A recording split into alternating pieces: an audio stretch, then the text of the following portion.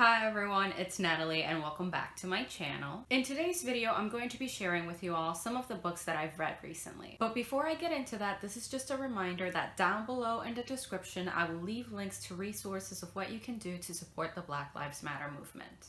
Speaking of the Black Lives Matter movement, let's talk about some anti-racist literature. So the first book I'm going to be talking about isn't the best start when you want to get into anti-racist literature, but it's a start, so let's get into it. That book is White Fragility by Robin DiAngelo. I'm going to read the neat little description from Goodreads so you have a full idea of what this book is about. Anti-racist educator Robin DiAngelo first coined the term white fragility in 2011, and since then it's been invoked by critics from Samantha Bee to Charles Blow. White fragility refers to the defensive moves that white people make when challenged racially. These include emotions such as anger, fear, and guilt, and behaviors including argumentation and silence. In this book, DiAngelo unpacks white fragility, explaining the underlying sociological phenomena. She'll draw on examples from her work and scholarship as well as from the culture at large to address these fundamental questions. How does white fragility develop? What does it look like? How is it triggered? What can we do to move beyond white fragility and engage more constructively? So I don't have a lot to say about this book. Primarily, I find it ironic that I'm pretty sure this has been the #1 book that has sold about anti-racist literature when it's written by a white woman, and so that's kind of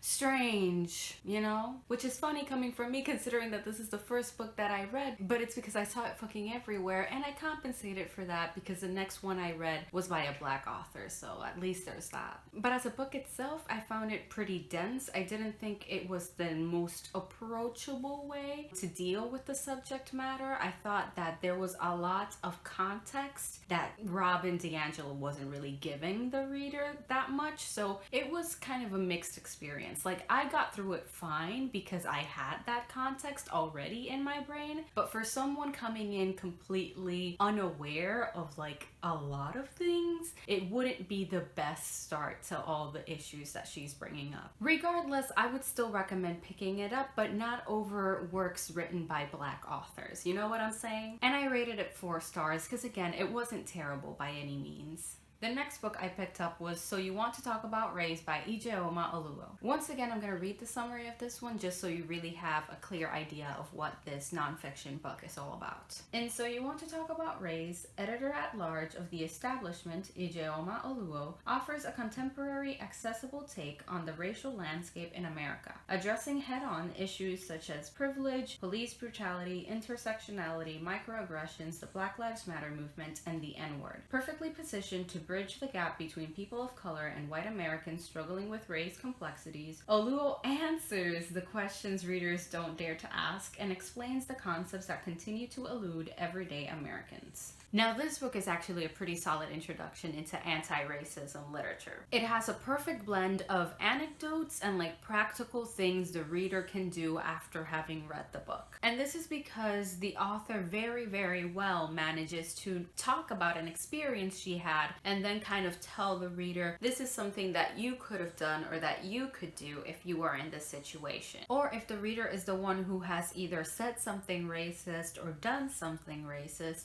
then she kind of explains and walks the reader through why that is problematic and what are the consequences not only emotionally but structurally of that behavior happening. So that's why I think this is an excellent introduction, because it gives you not only the little things that happen but some of the big things that happen as well. So I think it's that perfect in between of giving you everything you kind of need. Not only why is it wrong, but what can you do about it? So that's why I rated this one 5 stars. You should definitely pick it up, and I will be reading more anti-racist literature. I'm just waiting on my holds from the library because nonfiction books are expensive, okay? Don't come for me. But that ends the anti-racism / nonfiction portion of this video.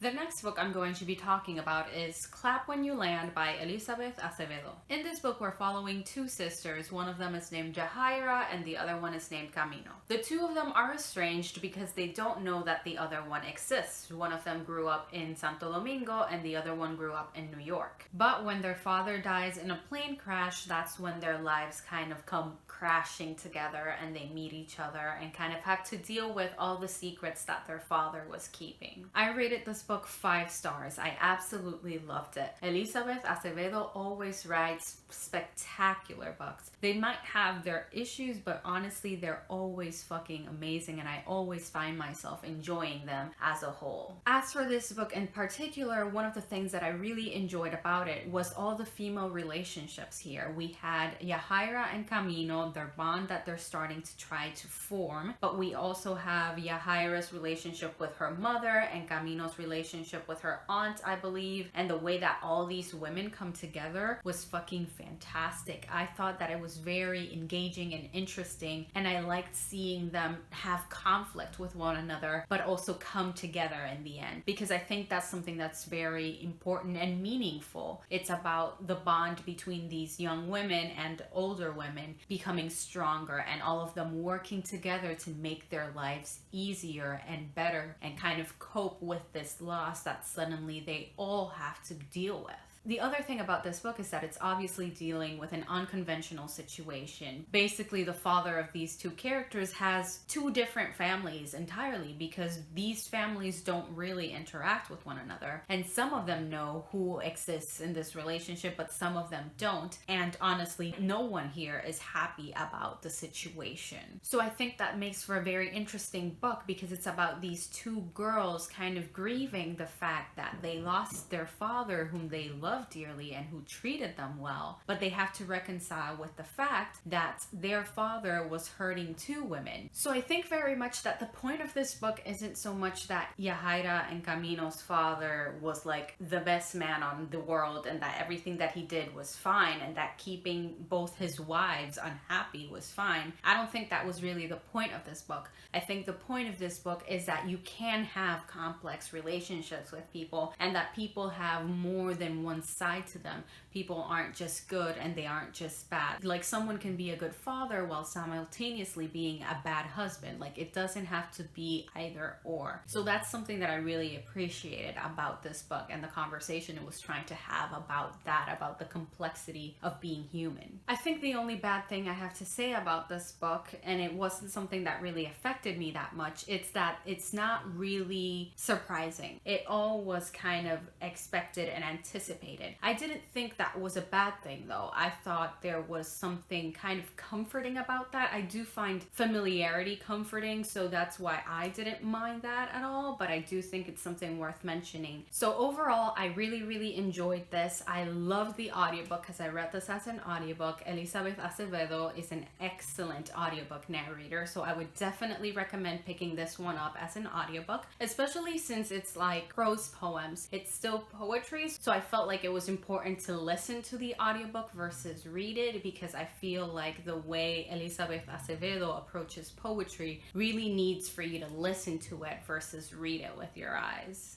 The last book I'm going to be talking about is The Revolution of Birdie Randolph by Brandy Colbert. So in this book, we're following our main character, Birdie, who has very overprotective parents. Because of that, she doesn't really know that much about her aunt. She has grown up estranged from her aunt, but in this book, she starts not only getting closer to her aunt, but discovering kind of the things that her family has been keeping from her for many years. I rated this book 4.5 stars because it was fucking amazing. It was stunning. It was incredible. I loved it so much. So much. Honestly, while filming this video, I'm kind of like, why didn't I just give it 5 fucking stars? Because honestly, it was just so good. I'm dying to get a physical copy of this because honestly, it's on the top of my list. It's gonna be on my favorites of the year because I really did love it. So one of the little things about this book that I really appreciated is that our main character, Birdie, had a lot of queer people around her. Like, almost everyone Birdie knew was queer except herself and her boyfriend. I'm pretty sure neither of them was queer, but like her ex-boyfriend was queer, her friends were queer, her aunt was queer, her sister was queer. It was beautiful. It was amazing. I was impressed. I'm like, yes, this is the kind of hetero narrative I want. Not just a queer best friend, we have everyone. I'm like, yes, thank you. I feel blessed by this. So that's just something that I felt was important to mention because it was definitely something that made me very much enjoy this story. On the more serious side of the things that happen in this book, I just really enjoyed the complex relationship Birdie had with her parents and the complex relationship Booker had with his dad. Booker is the love interest of the story. Birdie and Booker are dating throughout the novel, but they're kind of dating in secret, again, because of the whole overprotective parents thing. So it was interesting to read about how their parents kind of dealt and managed and tried to micromanage the lives of their children in very different ways. I don't know, I just really enjoyed reading that. Another thing that I found important and meaningful in this book is something that I'm not gonna treat it like it's spoilers because I don't think like that it should be seen as spoilers. And it's the fact that Birdie's aunt has drug addiction and alcoholism problems. I'm pretty sure it's both things. I don't think it's just alcoholism. And so the way this book addressed addiction, I thought was very, very important and very complex. It didn't just say like it's bad or it's whatever. It wasn't just trying to villainize Birdie's aunt. It kind of dealt with her as a human being and kind of the struggle, of course, of when you're a family member trying to help someone who has an addiction and that frustration of like you think that you're doing the most that you can for this person and they don't seem to be appreciating it. But it's also showing you the side of like the addicted person. Again, we only ever read from Birdie's perspective. We don't see her aunt's perspective, but just the way that Birdie sees her aunt and interacts with her aunt, I think is a very human thing. It's very humanizing for Birdie's aunt. So I just really appreciated that and I thought it was done spectacularly. The only complaint about this book that I had, and I think that was one of the reasons why I originally gave it 4.5 stars instead of just 5 stars, is that the ending of the book was really, really fast paced and really, really rushed. Close to the end of the story, we're told a big secret that Birdie's parents were keeping, which I'm not gonna spoil here because I do kind of see it more of a spoiler, although I thought it was pretty obvious from the beginning. Regardless, a really big bomb is dropped on Birdie and it just wasn't handled, I think, with the pacing that it deserved. It kind of just happened and then we flew through the resolution of it. I was like, I think we could have spent more time talking about this situation and kind of dealing and processing the emotions that come from it. I don't know, that kind of really bothered the experience for me at the end. I was kind of like, why did we have to rush through this, especially since the whole buildup we were having was to this moment. Like I felt like we could have spent more time there. Regardless of that though, definitely pick this up. Like seriously, pick this up, read it. You will not regret it. I promise you it is worth the read. Anyway, that's it for today's video. Thank you all so much for watching. Please let me know down in the comments below any of the books that you've read recently and if you enjoyed them, or you can let me know if you've read any of the books that I mentioned in this video and what you thought about them. If you enjoyed this video, please don't forget to like, comment, and subscribe. If you would like to follow me on any of my social media, I will leave the links to that down below in the description. But for now, see you next time.